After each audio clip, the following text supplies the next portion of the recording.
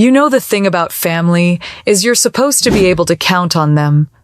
I'm Naomi Brooks, 32, and for years I was the one they all counted on.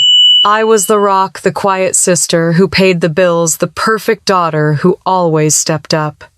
I did it all hoping one day they'd see me, really see me. But the night my mom called to tell me I was banned from my sister's wedding unless I apologized, I finally saw the truth. To them, I wasn't family. I was just a walking, talking bank account. That night, I made a choice that changed everything. A choice that started with a one-way flight and a plan to cut them off completely. They said I was nothing without their money. So I decided to find out what would happen when they had nothing without mine. You have to wonder when the money runs out what's left of the family you thought you knew. Let me take you back to where it began. My apartment, which usually felt like my safe haven after a long day at Harbor Financial Solutions, now felt suffocating. I went to the window, staring out at the blurred lights of the city. The rain was coming down in a steady, cold drizzle, and it felt like it was washing away any last shred of hope I had left. The incident my mother was referring to happened at Chloe's birthday dinner. Chloe had thrown a huge party at a trendy Italian place in the suburbs. She was showing off her new Lexus and talking about a trip to Miami she was planning. My mother was fawning over her as usual. Someone asked how Chloe managed to afford all this, and without thinking, I joked, "She's good at finding people to foot the bill." It was meant to be a lighthearted jab, but it hit a nerve. Chloe's face went from a confident smirk to a scowl. My mother shot me a look that could curdle milk. The rest of the dinner was filled with uncomfortable silence. Now they were demanding an apology for a comment that was the truth. The truth that I had spent years hiding.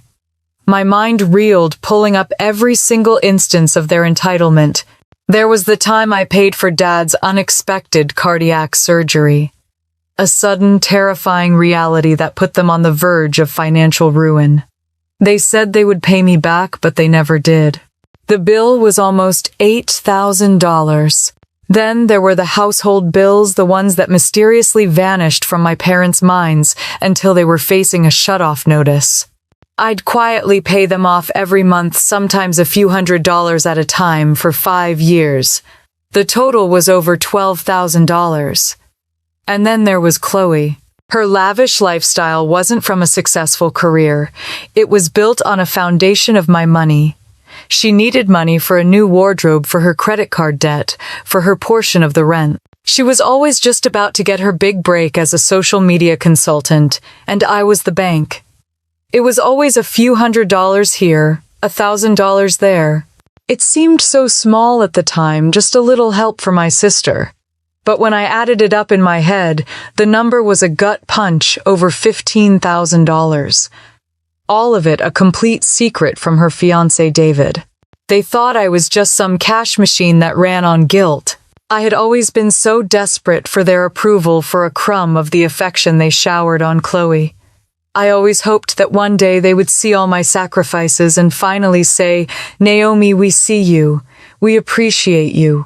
But that moment at dinner and this call proved that all my hopes were an illusion. To them, I was just a walking ATM, and now they were mad that my jokes were affecting their ability to withdraw money. The thought made a cold knot form in my stomach. I got up from the couch and started pacing the small living room. The rain outside was relentless, now drumming a rhythm against the glass. The hum of the city below was a distant, mournful sound. My whole life I'd been the responsible one. The one who worked hard, saved money, and quietly supported everyone. And for what? So I could be thrown away like yesterday's newspaper. I felt a surge of something I hadn't felt in years. It wasn't sadness. It wasn't shame. It was a cold, hard anger. It started deep in my gut and spread through my chest, a fire that burned away all the old pain. The tears I had been holding back for years finally fell, but they weren't tears of grief. They were tears of rage. I looked at my phone again. The screen was still on my mother's name. "You are banned from your sister's wedding." The words echoed in my head. Okay, I thought. Fine, if that's what you want. I'll make sure you get exactly what you've been asking for. But you won't get an apology. You'll get something far, far worse. Something that will show you who I am and who I was all along. With a shaking hand, I opened my laptop. I wasn't just going to ban myself from the wedding. I was going to disappear from their lives completely. My fingers hovered over the keyboard as I navigated to a flight booking website. The first destination that popped into my head was a place Chloe had always dreamed of visiting but could never afford. The Maldives. I was going to give them a taste of what a life without me was truly like. My revenge would be silent, and it would start the moment I left the country. The clock was ticking. I stared at the screen, the blinking cursor, a tiny, relentless reminder of the choice I was about to make. The clock on my laptop showed 11:41 at night. The city outside was a sleepy blur, but my mind was racing. I had to do this. I needed to do this. My hands still trembling slightly typed in my travel dates. I booked a flight that was leaving in less than 6 hours. The ticket cost a small fortune, but I didn't care. For the first time, money felt like a tool for my freedom, not a leash holding me to my family. I closed the laptop and sat in silence for a moment, the weight of my decisions settling over me. This wasn't just about the wedding anymore. This was about reclaiming my life. The irony of it all was almost poetic. For years, Chloe had talked about her dream of going to the Maldives. She had even created a Pinterest board for it filled with photos of turquoise water over water bungalows and pristine white sand. She had asked me to help her save for it, to chip in for her dream vacation. Of course, the money I gave her always disappeared into some new outfit or another fancy dinner.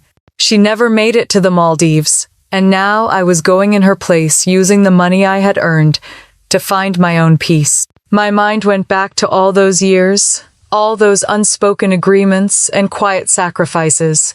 I thought about the first time I got a bonus at my job, a crisp $1,000 check.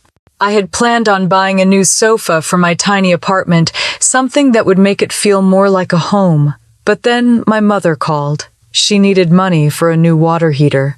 The old one had broken and they couldn't afford to fix it. Without hesitation, I sent them the money. I never did get that new sofa. It was always something. A utility bill, a car repair, a down payment on a boat they wanted but didn't need. My list went on and on. I finally got up from the couch. The first thing I packed was my laptop and my phone charger. Then I went to the file cabinet in my bedroom. I pulled out a plain manila folder and began filling it with every financial document I could find. Bank statements showing all the money I'd wired to Chloe and my parents over the years. Receipts for credit card payments and utility bills I had paid for them. The final detailed invoice from my father's cardiac procedure. It was a tangible record of all my unseen contributions. I carefully placed the folder in my carry-on bag. It was my insurance policy, my proof, and my quiet weapon. I then went to my closet and pulled out a few practical things. A swimsuit, a pair of sandals, a few light dresses. I wasn't packing for a vacation, I was packing for an escape. My movements were deliberate, almost robotic. I wasn't thinking about the ocean or the Sunday, I was thinking about the relief I would feel when I was thousands of miles away from all of this. I was thinking about how their perfect world built on my silent support was about to crumble. As I zipped up my bag, I got a text from Chloe. "Don't forget to call Mom and apologize. We don't want to make things awkward with David's family. No mention of my feelings. No concern for my feelings. Just an order." She was treating me like an employee she could boss around. I didn't reply. I just put my phone on silent and packed it away. I grabbed my keys and my wallet and took one last look around my apartment. It was quiet, organized, and mine. The place where I had worked tirelessly, saved every dollar, and dreamed about a life I could never quite have because of the people who were supposed to love me most. I felt a pang of sadness, but it was quickly replaced by a sense of purpose. This wasn't the end of my life, it was the beginning. I made my way to Logan International Airport. The check-in process was a blur. The security line, the gate number, the boarding call, it all felt surreal. As I stepped onto the plane and found my seat, I pulled out my phone one last time. I saw a few texts from my mom asking if I had called Chloe yet. I didn't open them. The plane took off, and I looked out the window at the city lights of Boston, shrinking into a glittering patchwork below. I watched them fade until all I could see was the dark expanse of the Atlantic Ocean and the stars above. The air in the cabin was cool and dry, and for the first time in my life I felt truly alone, but not lonely. I was free. I was in control. And the revenge was just about to begin. The flight was long, a slow blur of movies I didn't watch, and lukewarm coffee. My mind was on a constant loop, replaying every moment of my life, every time I had been taken for granted. The plane descended through the soft clouds, and the world below came into focus. A scattering of tiny green islands surrounded by water so clear it looked like a swimming pool. The Maldives. It was even more beautiful than all of Chloe's Pinterest boards combined. As I stepped off the plane, a wave of heat hit me thick and humid, a complete contrast to the chilly Boston air I had left behind. But it was a welcoming heat. I was on a small speedboat heading to my resort, and the vast open ocean around me felt like a cleansing. The water shimmered with 1,000 shades of blue and green, and for a fleeting moment, I just felt a sense of awe. Then the purpose of my trip came rushing back. The revenge had to begin. I got to my overwater bungalow and immediately set my laptop on the small desk overlooking the ocean. I was a financial analyst by trade, so this was my comfort zone. Numbers, data, and cold, hard logic. My hands moved with a familiar rhythm. First, I logged into my online banking account. I had already transferred most of my savings into a separate account, but there were still a few things left to do. The first was to completely freeze my parents' shared credit card account that was tied to my own. I went to the account security page and clicked freeze. A small window popped up to confirm, and I clicked yes, without a moment's hesitation. The deed was done. Then I logged into the websites for their utility companies. I had the account numbers and all the necessary information memorized from years of paying their bills. With a few clicks, I canceled the automatic payments I had set up. For their gas, water, and electricity, I entered the new information service cancellation requested. It was all so simple, so quiet, and so devastating. Next came Chloe. I logged into her credit card accounts. She had several, all with high balances. I had paid them off more times than I could count. I went to the authorized users section and removed myself from the accounts. No more emergency payments, no more bailing her out when she spent too much on her business trips to Miami. The relief was immense. I also knew they had been using my family phone plan. Chloe and my parents were on a shared plan under my name. I called the customer service line for the phone company, and after navigating a maze of automated menus, I finally got through to a representative. "Hi," I said, trying to keep my voice steady. "I'd like to remove 2 lines from my family plan." The representative's voice was bright and cheerful, a stark contrast to my grim mission. "Certainly, ma'am." "Can I have the numbers you'd like to remove?" I rattled off my mother's and Chloe's numbers. The woman on the other end didn't ask questions. She just processed the request. "All set," she said. "The 2 lines have been removed from your plan. They should receive a notification on their devices soon." A small shudder went through me. I imagined Chloe and my mother getting that text message from the phone company. I imagined their confusion, their frantic calls to each other. This wasn't a screaming match. It wasn't a public confrontation.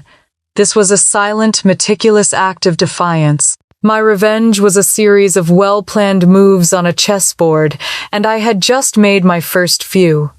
With all the financial ties officially severed, I felt a weight lift from my shoulders. The air in the bungalow felt lighter. I walked out onto the small balcony and sat in a chair watching the fish swim in the clear water below. It was hard to believe that just a day ago I was sitting in my Boston apartment, my world feeling like a prison. Now I was in paradise, and I was finally in control of my own life. The quiet was profound, broken only by the gentle lapping of the waves. It was the calm before the storm. I knew it wouldn't be long before the phone calls and text messages started to flood in, and I was ready for every single one of them. The silence was beautiful. The quiet hum of the air conditioner in the bungalow, the soft lap of the waves just below my balcony. I closed my laptop, put my phone on a side table, and for a few blissful hours I didn't think about my family at all. I just sat there watching the sun dip below the horizon in a spectacular burst of orange and pink.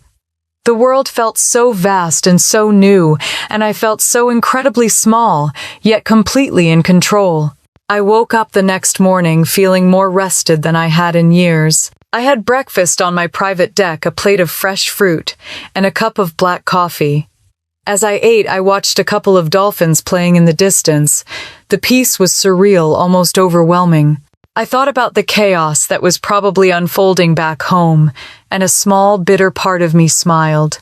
This was the calm before the storm. I knew the calls would come. I just didn't know how fast or how furious they would be. They started just as I was getting ready to go for a swim. My phone, which had been silent for hours, began to light up. The first call was from my mother. Her name flashed on the screen, a red alert in my peaceful paradise. I let it ring, and then it went to voicemail. A minute later, a text message popped up. The water just got shut off. Did you forget to pay the bill? Call me immediately. My heart pounded a little faster. It was beginning. I felt a mix of exhilaration and dread. I had to remind myself that this was for my own good, for my own freedom. I put the phone on a different setting so the calls wouldn't make a sound and just watched the screen. The calls and texts started coming in a rapid-fire succession. The screen lit up with my mother's name again and again. Then Chloe's name appeared. I could almost hear the frantic, high-pitched sound of her voice. One after another, the calls and messages came. The power just went out. What did you do, Naomi? My mother's message read. My card just got declined. This is a nightmare. I'm at the checkout, and I'm so embarrassed. This was from Chloe. Fix this right now. I didn't respond to any of them. I just watched the numbers pile up on my lock screen. The numbers became a game, a strange kind of scorecard. 1 missed call from Mom, 3 from Chloe, another from my dad. The number was climbing faster and faster. I need money now, Naomi. My flight to our family vacation is in 2 days, and the tickets are not going to hold. Chloe's message was filled with emojis that screamed panic. It was one of the many things she never had to worry about, because I was always there to handle the logistics and the cost. My mother's next message was more desperate. Please, Naomi, I don't understand what's happening. We can't use our credit cards. Everything is frozen. This must be some kind of mistake. Please call us back. This is not the time for this. The wedding is in 2 weeks. I looked at the notifications stacking up on the screen, a testament to a family's unraveling. 1 minute it was my mother's name, the next it was Chloe's. My stomach was in knots, but I refused to answer. I knew that if I did, they would just go back to their old ways. They would manipulate me with guilt, and I would fall for it again. The cycle had to be broken, and this was the only way to do it. I placed the phone face down and took a deep breath. I walked down to the small staircase from my deck to the ocean. The water was warm and inviting. I waded in, slowly letting the gentle current wash over me. The water felt so different from the cold gray ocean of Boston. This was pure warm and cleansing. For the first time in my life, I wasn't carrying the weight of my family's financial burdens. The water felt like a physical release, a baptism into a new life. I spent the next hour swimming and enjoying the serenity. The phone was still on the table back in my bungalow face down. I knew it was probably vibrating with more calls and texts. When I finally came out of the water refreshed and calm, I dried off and walked back up the stairs. I hesitated for a moment before picking up my phone. I braced myself for the worst. But what I saw on the screen was exactly what I had wanted all along. The total count was at 69 missed calls and 132 new messages. I had never felt so much power and peace at the same time. The chaotic storm I had unleashed was in full effect, and I was standing in the eye of it completely serene. I knew they would try to reach me in every way possible, but they had made their choice, and I had made mine. The phone, with its silent, angry screen, lay on the small bedside table as a trophy. I finally put it away not because I was afraid of what they would say, but because I was finished playing their game. My days in the Maldives were not a traditional vacation. They were a working retreat. I spent my mornings on the balcony, the warm sun on my skin, and the gentle sound of the waves providing a perfect backdrop for the work I was doing. I opened my laptop and began building the real evidence, the evidence that would speak for itself when the time came. My mind was a steel trap when it came to numbers, a skill I had perfected during my years as a financial analyst. I opened a new spreadsheet, a blank canvas waiting to be filled with the story of my family's entitlement. I started at the beginning, my earliest memories of being their financial support. It all started so innocently, so slowly. My parents had told me they were struggling to pay for their health insurance premiums. They were in their late 50s, and they told me it was an unexpected burden. It was a few $100s here and there, a favor for a loving daughter. It added up quickly. I found the first bank transfer I made to them from my checking account, a small transaction from back in 2018. I typed it into the spreadsheet, a date and a dollar amount. Then I moved to the bigger things. The biggest, of course, was my father's cardiac procedure. The insurance company had covered most of it, but there was a significant portion left over, an amount they just couldn't seem to get their hands on. They had called me heartbroken, telling me they were on the verge of losing their home if they couldn't come up with the money. I had wired it to them, every penny of my emergency fund. I pulled up the wire transfer receipt and typed in the date and the exact amount, $8,000. It felt like I was reliving the moment. I remember the relief in my mother's voice, the gratitude she expressed, which I now knew was just a temporary performance. I remember her telling me, "Naomi, you saved your father's life." But they never mentioned it again. It was as if that $8,000 transfer never happened. Next came the utilities. For 5 years, I had been their secret benefactor. Every month, a bill would appear in my email, an automatic reminder that I had to pay for their water, their electricity, their gas, and their cable. I went through my email archives, finding every digital receipt, every confirmation number. I added it all to the spreadsheet, creating a running total. It was well over $12,000. This was the money they should have been saving for retirement, for their own peace of mind. Instead, they just kept spending. They were living a life they couldn't afford, all because I was too naive to say no. And then there was Chloe. Her expenses were a separate category, a whole different beast. She had always been the golden child, the one who could do no wrong. While I was struggling to pay my student loans and save for a down payment, she was buying designer clothes and taking lavish trips. I found the bank transfers I had sent her for rent, for her car payments, for her ever-growing credit card debt. She always promised she would pay me back, but she never did. The total from her alone was well over $15,000. The spreadsheet was starting to look like a full-blown financial audit of my family's dependency. The numbers were staring back at me, cold and unforgiving. As I compiled the data, I didn't feel angry anymore. I felt calm. It was like I was putting together a puzzle of my life that I had never fully understood. Every single line on the spreadsheet was a piece of the story, a silent, indisputable fact. I printed out everything, every single receipt, every single bank statement, every single email. I organized it all into a neat, professional-looking folder. It was my truth, my unwritten confession. It was more powerful than any argument I could ever have with them. I knew this folder would be my final answer. It wasn't just a collection of numbers.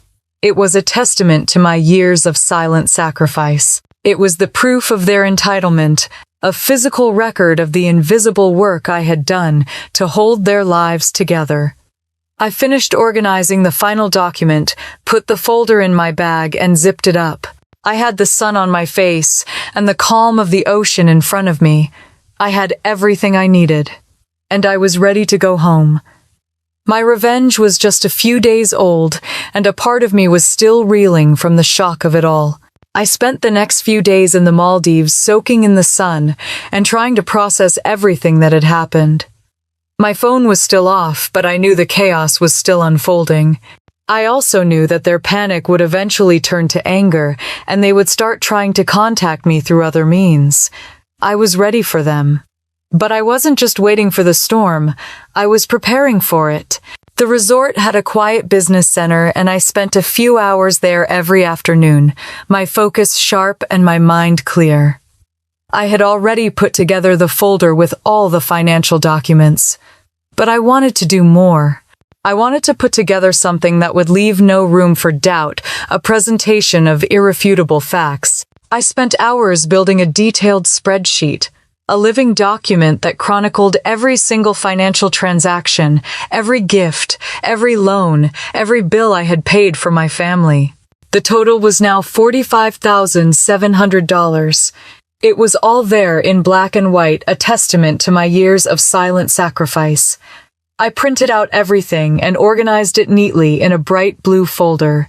I wrote down the title on the cover, The Brooks Family Ledger.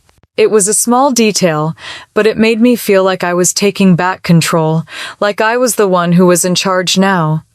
I was no longer the quiet, agreeable daughter. I was a financial analyst with a plan. I also spent some time reaching out to people I knew could help me. The first person I called was my friend James Anderson. We had been friends since college, and he had always been my rock. He was a brilliant corporate lawyer, and I knew I could trust him. I gave him a quick rundown of what I had done, and he listened patiently without judgment. "You did the right thing, Naomi," he said. "You were being taken advantage of. Legally, you're in the clear. You were just a private citizen who decided to stop giving out loans. You're not obligated to pay their bills, and the money you gave them was a gift. They have no legal claim to it." "What if they try to sue me?" I asked, my voice a little shaky. "Let them," he said. "I'll be there to represent you. They're just bluffing. They're trying to scare you into backing down. They've been controlling you with guilt for so long, they don't know any other way to get what they want." His words were like a balm on my soul.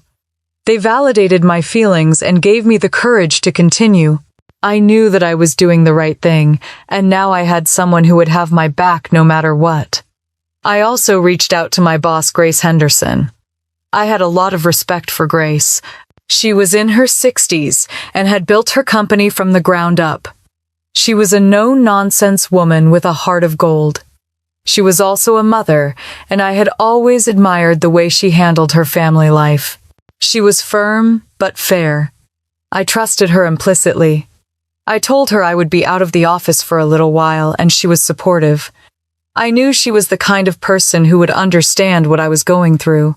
I spent the next few days on the phone with James going over every single detail of my case. He was meticulous, and he helped me put together a comprehensive file that included a detailed timeline copies of all the bank transfers and a list of all the bills I had paid.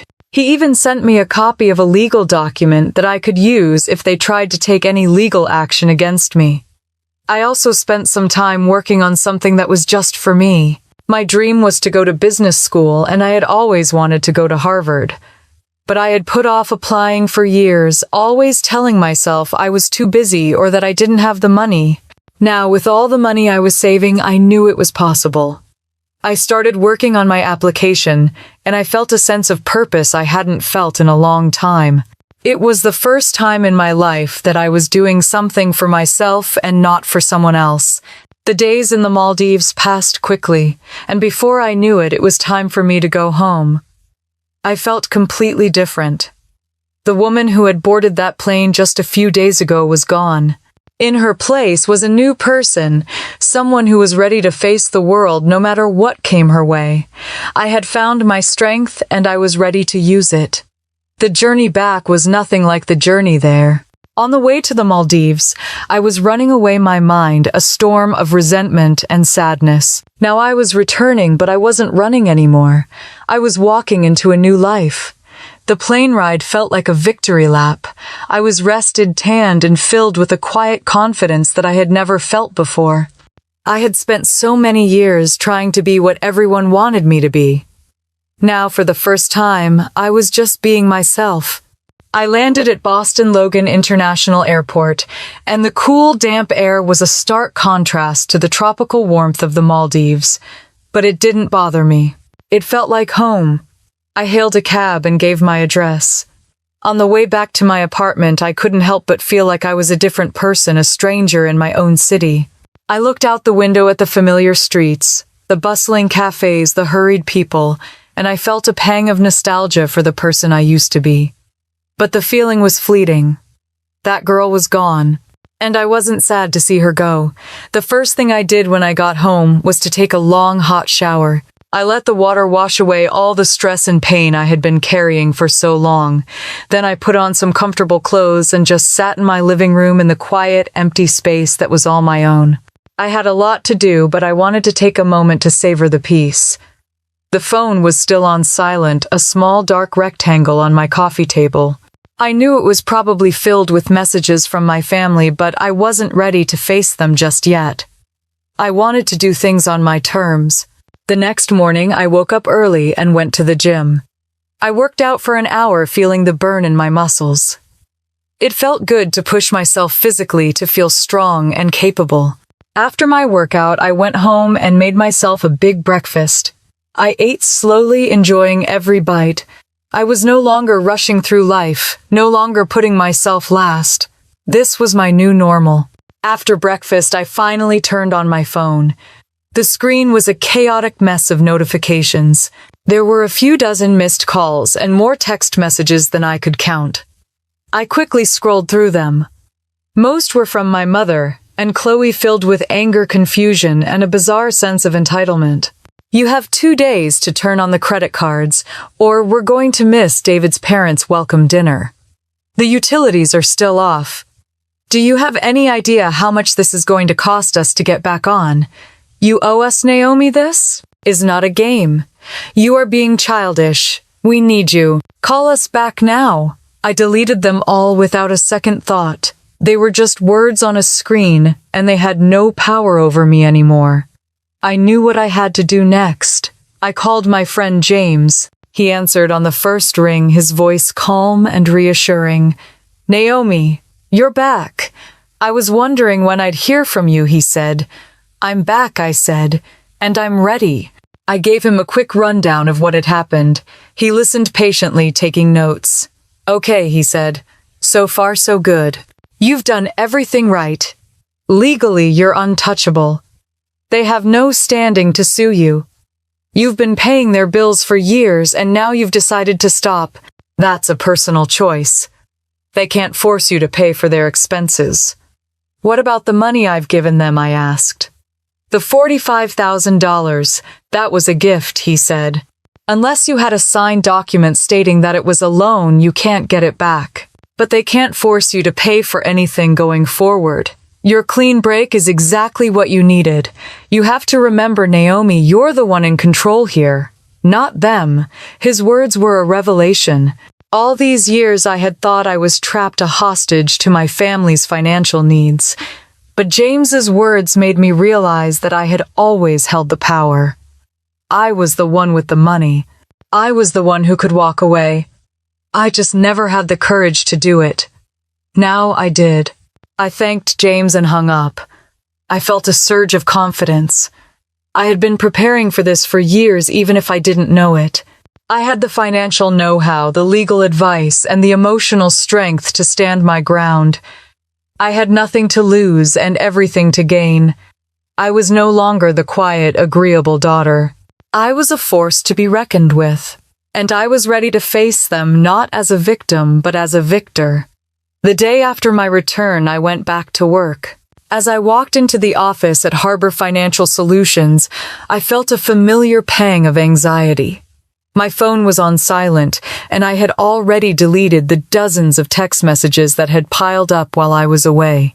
I was ready to face the world, but I wasn't ready to face my boss, Grace Henderson. I had been gone for a week, and I hadn't given her a heads up. I was worried she would be upset, but I knew I had to face her. She was a no-nonsense woman, but she was also fair, and I knew she would understand. I walked to my desk, and she was already there, a cup of coffee in her hand. She looked at me, a smile on her face. "Naomi, you're back. I was wondering when I'd see you," she said. "You look rested. The break did you good." I felt a sense of relief wash over me. "Thank you, Grace," I said. "I needed it." "Good," she said. "I'm glad you took the time for yourself. You've been working too hard. Your team missed you, but they managed just fine. You have good people working for you." I smiled. "I know," I said. "They're the best." We talked for a few minutes about work, and then she looked at me with a serious expression.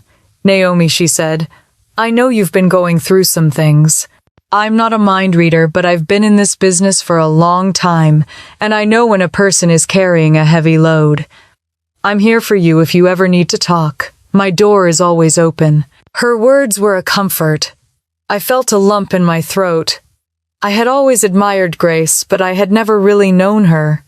She was a private person, and she kept her personal life separate from her work life. But her words were a lifeline. She was giving me an olive branch, an invitation to a friendship I didn't even know I needed. Later that day, I took a break and went to her office. I closed the door behind me and sat in the chair across from her. I took a deep breath. "Grace," I said, "I'm not sure where to start." She smiled. "Just start at the beginning. I have all the time in the world." I told her everything. I told her about my family, about my sister Chloe, about the years of financial abuse. I told her about the wedding, the phone call, and my decision to leave. I told her about the Maldives, about my plan, and about the folder full of receipts and bank statements. I told her about the 69 missed calls and the hundreds of text messages. I told her about the pain, the anger, and the sense of release I felt when I finally cut them off. She listened patiently, her expression a mix of sympathy and respect. When I was finished, she didn't say anything for a long time. She just looked at me, a knowing look in her eyes. "Naomi," she said finally, "I'm so proud of you. What you did took an incredible amount of courage. Most people would have just continued to suffer in silence. But you stood up for yourself. You drew a line in the sand and you said, 'No more.' That takes a special kind of strength." "I don't feel strong," I said. "I feel exhausted." "I know," she said. "But you're on the other side of it now. The hard part is over. Now you can focus on building your new life. You've already done the hardest part. You've saved yourself." "I've been thinking about what you told me a while ago," I said, "about putting myself first. I've been working on my application for business school. I've always wanted to go to Harvard." Grace's face lit up. "That's wonderful. I think that's a fantastic idea. You're one of the smartest people I know. You would be an asset to any business school. I'll even write you a letter of recommendation. I've been wanting to do it for a while now. I know you're going to get in. You've got what it takes. You're a fighter, Naomi. You just never knew it until now." Her words filled me with a sense of purpose and hope. I had a plan, a support system, and a new sense of self-worth. I had always admired Grace, but now I saw her as a mentor, a guide, and a friend. She had given me a gift that was more valuable than any amount of money. She had given me the courage to believe in myself. I had a lot to do, but for the first time in my life, I felt like I was on the right path. I knew I was going to be okay. The following 2 weeks were a strange blend of quiet peace and building tension. I fell into a new routine. I would wake up early, go to the gym, then head to work. At lunch, I'd take my laptop to a quiet corner of the office and work on my application for Harvard Business School. The questions felt different this time. Not like an impossible dream, but like a real, achievable goal. Grace was a huge help. She'd stop by my desk and ask how the application was going, offering advice and encouragement. She even reviewed my essays, her red pen making small corrections that made all the difference. My phone, which had been buzzing nonstop for days, finally fell silent. I hadn't blocked them, but they finally got the hint. The lack of constant texts and calls was its own kind of victory. I knew the silence was temporary. It was the calm before the storm, but I didn't care. I was ready for whatever came my way. The peace was broken 3 days before the wedding. I was on my lunch break eating a salad and working on my application when my phone buzzed with an unknown number.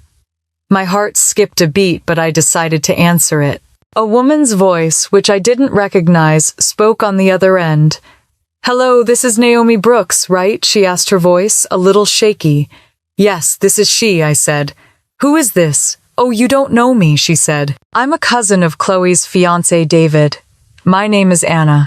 We met at his family's welcome dinner a few months ago. I'm so sorry to bother you, but I felt like I had to call you." A chill went down my spine. "What's going on?" I asked.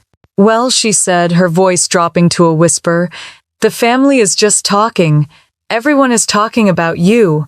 I heard your mom and Chloe telling everyone that you're unstable, that you had some sort of breakdown, and that you ran away without a word.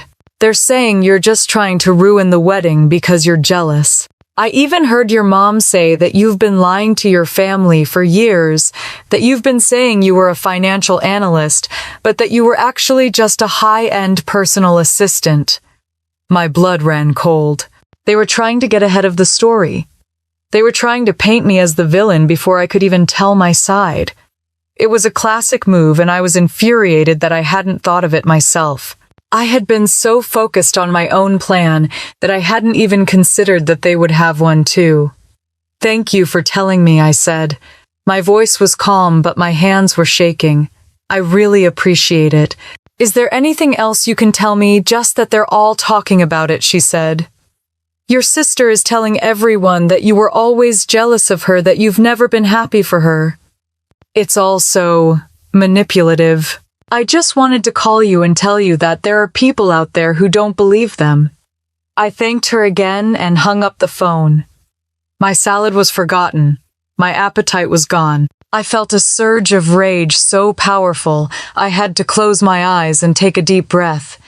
They were trying to ruin my reputation, to make me out to be a monster.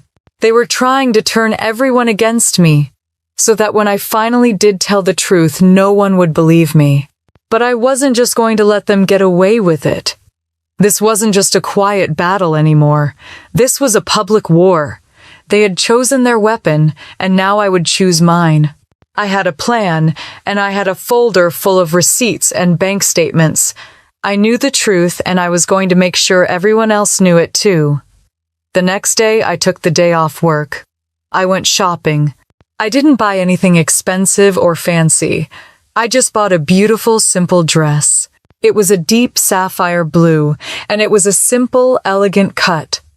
I also bought a small clutch and a pair of matching shoes. I wasn't dressing for a wedding. I was dressing for a war. The day before the wedding, I got a text from my mother. "Naomi, you are being ridiculous.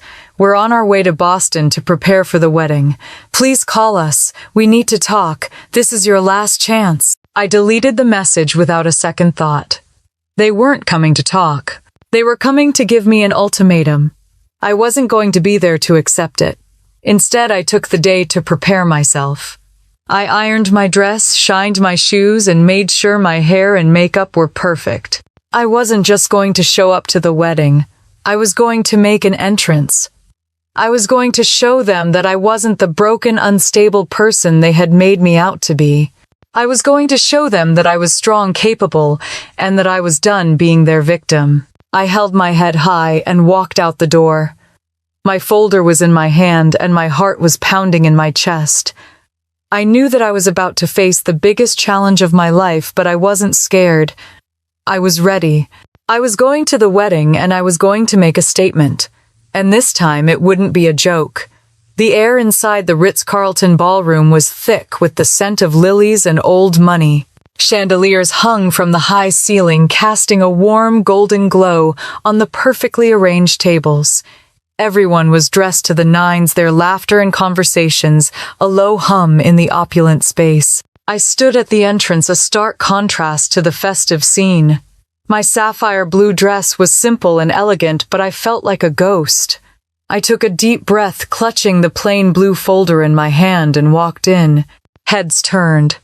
Conversations stopped. My mother was the first to see me. Her eyes went wide, a look of pure shock on her face. Her hand flew to her mouth. She immediately started whispering to my father, who turned and looked at me, a blank expression on his face. Chloe, standing at the altar in a stunning white gown, saw me. The smirk that had been on her face all night vanished, replaced by a look of pure, unadulterated panic. She started whispering to her fiancé David, who turned and looked at me, a confused expression on his face. I didn't acknowledge any of them. I just walked straight toward the front of the room, my heels clicking on the marble floor, the sound echoing in the sudden silence. I felt 1,000 eyes on me. I didn't care. I just kept walking, my head held high. I finally reached the altar, and I stood there a few feet from David. He looked at me, a question in his eyes. "Naomi," he said, his voice a low whisper. "What are you doing here?" I didn't answer him.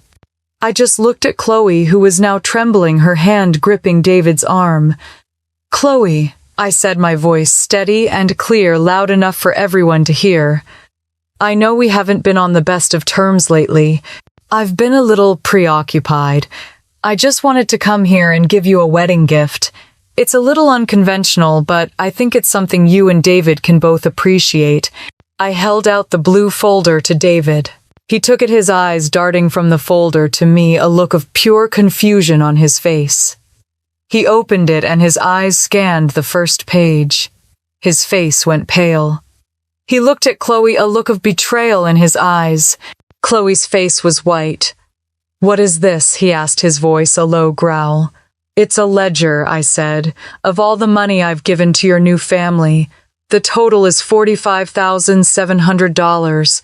It's all there in black and white. Every single dollar, every single bill, every single time I paid for a car, repair, a shopping trip, a trip to Miami." A gasp went through the crowd. David's eyes widened. He looked at Chloe, a look of pure betrayal in his eyes. "Chloe," he said, his voice trembling. "What is she talking about?" Chloe's face was a mask of pure terror. She looked at me, and her eyes were filled with a hatred so intense it was almost palpable. "Naomi, you're ruining my wedding," she screamed. "You're a liar. You're jealous. You're trying to ruin my life." My mother came running up to the altar, her face contorted with rage. "Naomi, what are you doing?" she shrieked. "You're embarrassing us. Get out." I didn't move. I just stood there, a quiet, immovable force. "I'm not leaving," I said. "Not until everyone knows the truth. I'm not a liar. I have the receipts to prove it. For years I've been paying for your life, Chloe. While you were taking lavish vacations and buying designer clothes, I was working 2 jobs trying to make ends meet. While you were planning your dream wedding, I was paying for your credit card debt. I've given you everything, and all you've given me is a kick in the teeth. This is not about jealousy. This is about justice." The crowd was buzzing now. Everyone was talking, whispering, pointing. David, his face pale, dropped the folder and ran out of the room. Chloe, with a look of pure panic on her face, turned and ran after him, her wedding dress dragging on the floor. My mother stood there, her mouth open, a look of pure shock on her face. My father just stood there, looking at me, his face blank. I looked at them, and for the first time in my life I felt a sense of peace. I had told my truth. I had stood my ground, and I had won. I turned and walked out of the ballroom, leaving them to pick up the pieces of their broken lives. The chandeliers still glittered the lilies, still smelled sweet, but the magic was gone. I had made my statement, and this time it was more powerful than any joke. I left the Ritz-Carlton, leaving behind the chaotic symphony of a shattered wedding. Taking a deep breath, I felt the crisp Boston air soothe my skin, but inside a fire still raged. I didn't know where I was going. I only knew that I couldn't go back to my apartment, where another call from my mother or Chloe might be waiting. I walked for a long time, wandering through the streets of Boston, trying to sort through my thoughts. The quiet of the city after the screams and shouts of the wedding was a relief. I felt a sense of turmoil within me. I had just destroyed my sister's wedding and humiliated my parents in front of their friends and family, but I didn't feel any regret. I felt a profound sense of peace. I had done what I had to do. I had spoken my truth, and I wasn't sorry for it. I knew they would try to retaliate. I had prepared for that. I had the help of James, who had helped me prepare all the legal documents. I had the support of Grace, who believed in me. And I had the proof, the blue folder in my purse. I was ready for the fight ahead. I was no longer the scared, vulnerable girl they thought I was.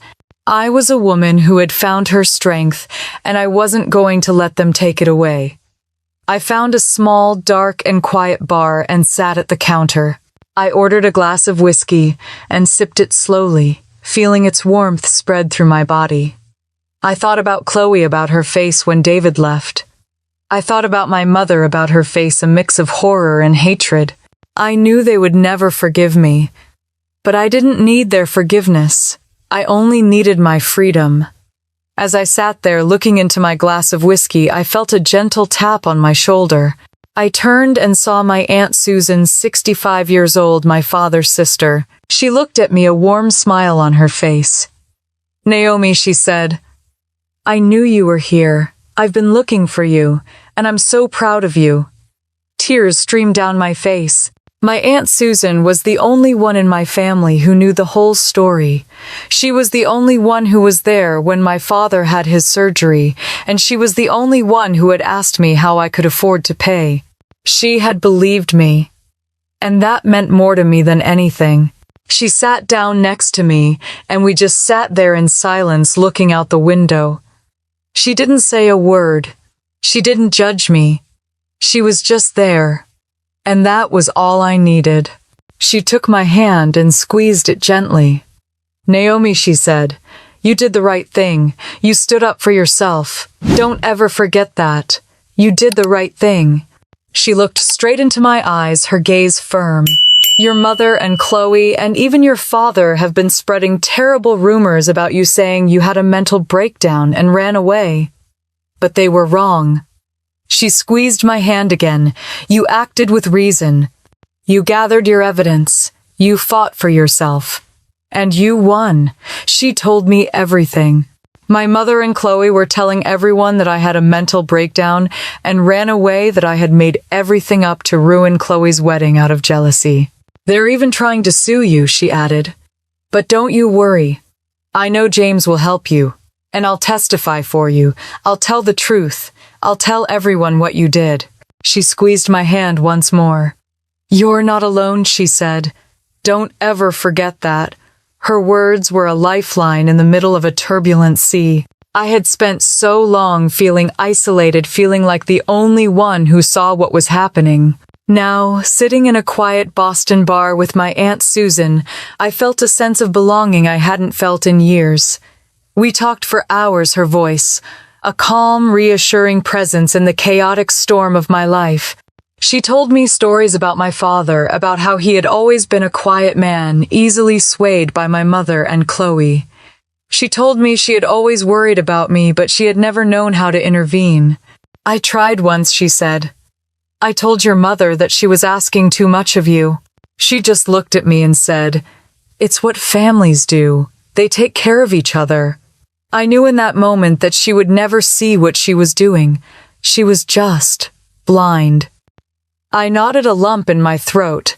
I had always hoped my mother would see what she was doing, that she would have an epiphany and realize she was hurting me. But I knew now that she never would. She was too lost in her own world of entitlement to see the pain she was causing. We talked until the bar closed, and then my aunt drove me back to my apartment. She gave me a hug, and I felt a sense of warmth I hadn't felt since I was a child. I was no longer alone. I had a family, and it wasn't the one I was born into. It was the one I had found. The next few months were a blur of work, business, school applications, and weekly dinners with my aunt. My phone was silent. There were no calls, no text messages.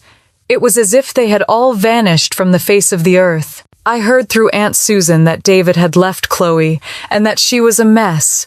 She had lost her job, and was living with my parents, who were now struggling to make ends meet. They had even tried to sue me, but James had shut them down immediately. The money I had given them was a gift, and they had no legal claim to it. They had lost everything, and I had nothing to do with it. I had found my freedom, and it was a beautiful thing. I worked harder than ever at Harbor Financial Solutions, and Grace was a constant source of support. She helped me with my essays, and she wrote a glowing letter of recommendation. I submitted my application to Harvard, and I waited. The acceptance letter arrived on a cold December afternoon.